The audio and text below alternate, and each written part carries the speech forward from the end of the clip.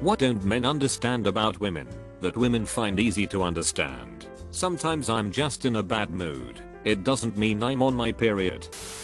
From a women's perspective, going to the bathroom in groups, it just seems so natural for me to go to the bathroom with my entire group of friends for protection and comfort. But after talking with my guy friends, they all find it really weird, even though I've explained the concept of it to them multiple times.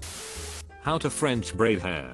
So I start braiding, but then I have to bring more and more in each turn, and it just looks really bad. I can tear apart a carburetor, but I wish I could figure that stuff out. At least my kid says thanks for trying, dad lol. Gushing over a dude that we find attractive, but understanding that we are not stupid in love. For example, I see a dude, he's cute, I can tell my girlfriends about him, but they get that I'm not completely head over heels for him. When I tell my dude friends that a guy is cute, they think I have mentally committed to this man for the rest of my life. Tone. How you say something is so important to women. I often think, because it's the only socially acceptable way women are allowed to fight, how you say something is just as important as what you say.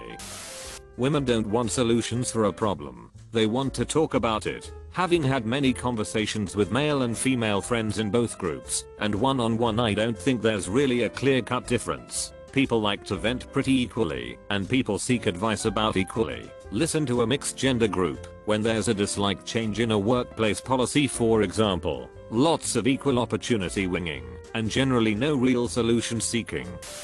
Women can be so mean to each other. We're shopping with my wife, and she was trying on lots of things that I thought were cute, but she didn't keep. When I asked her about, she was saying that she was also thinking about what others would say about her in those clothes. Not wanting to walk alone at night. I don't even like walking into brightly lit, always open gas station without having my keys positioned in my hands in case someone gets any ideas. Sadly, tonight was the first time I've had to deal with unwanted eyes and a dude trying to follow me to my car and grabbing my waist. The dude did drop like a sack of potatoes after one swift kick though. As a guy, one thing I didn't get was the fear. Two female coworkers were talking about safe places to jog. It's not something that had ever crossed my mind.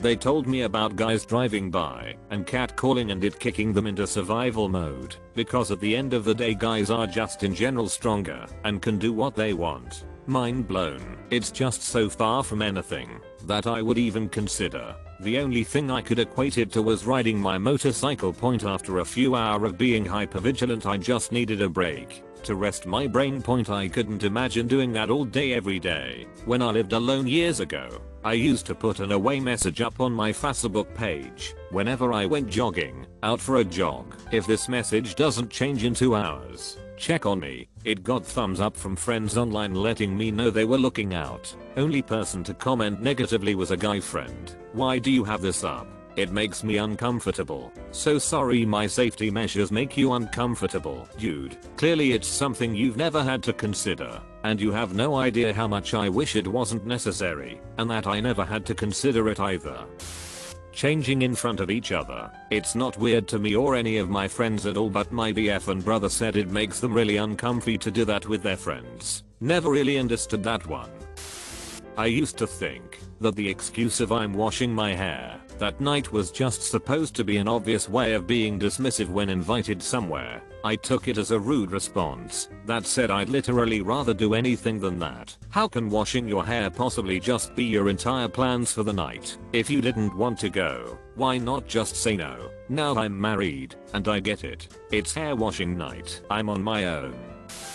When to back off. Social cues are something is very important in this world. If you're approaching a woman and her body language is closed off, she doesn't wanna talk to you.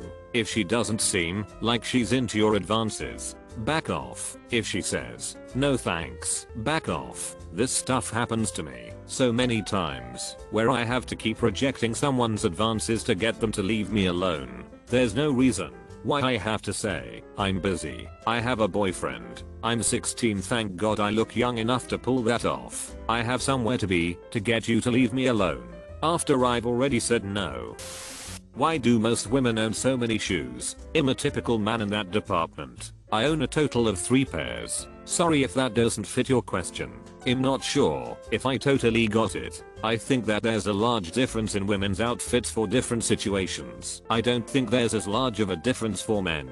We need different types of shoes for those outfits, because those shoes are part of the outfit, like, they contribute to the image. Please don't say nobody notices. If we don't have specific outfits, they do. In the social and professional, you are generally expected to dress for the occasion. Men can cover most occasions by owning a button-up, a tux, and casual clothes. We got a lot more variation in our outfits. I have 2 heels, one black, one tan. Depends on what color dress I wear. I have 1 pair of black flats for my suit, or for business casual clothes. I have a tan pair of fancy sandals also for business casual and day parties. I have 2 pairs of sneakers, one for workouts, so that my feet don't smell from wearing sweaty shoes. I have flip-flops for outside/beach, and I have a pair of flip-flops to act as indoor shoes, i.e. slippers. I also have boots that can function as rain boots or fashion. That's 9 pairs already. Why they stay friends with frenemies pretending to like each other, but secretly disliking each other. Men may have trouble expressing their feelings about some things, but not when it comes to people we don't like. A guy will say I hate that guy, where women will just say oh she's fine. We just sometimes disagree on things, and then keep up some fake facade of friendship. Worse for teens, when a girl will stay friends with someone who is an absolute bully to them. My poor niece had a friend who kept threatening to end their friendship unless certain conditions were met. Just tell her to screw off and go make new friends. But no, this lasted for years, until my sister transferred her to another school. When they are silent and noticeably pissed, they expect us to know in full detail why they are pissed with no clue or context. This could be because she has told you the figurative you, and she felt like you didn't listen. It's the trope for many women that they don't feel like anyone listens to them or takes their feelings seriously until they scream/cry/yell. It goes with the trope that many men are surprised when their wife asks for a divorce. I didn't know you weren't happy. You didn't tell me. I did tell you 100 times. You just didn't believe me/listen to me/take me seriously, kind of thing. That how a woman dresses is an act of creative expression, like painting a picture or playing a piece of music. It's the desire to create something beautiful, and that's it. How a woman dresses is not an indication of intimate desire at all. I really don't think that most men really deeply understand this. How a woman looks and what they wear are obviously correlated, and men are typically visually intimate, so it's counterintuitive to separate how a woman looks and how turned on they are. But just because you see a pretty picture doesn't mean you should try and stick your switch in it. We have a stronger instinct when it comes to protecting ourselves. Maybe we can't physically do it when we are dealing with a 6'2" male that is following us, but just be sure we can definitely mentally destroy you. Like fake calling our male relatives, faking telling our boyfriends that we are on the way to the car, calling 911 without them noticing. So many ways to break them mentally. There's a lot of videos online of men being playful and quirky. Women absolutely adore that too. But there's this underlying threat under the interactions with men vs women. Always in the back of the girl's head is, oh god, is this guy gonna be some sort of stalker or weirdo that won't leave me alone later?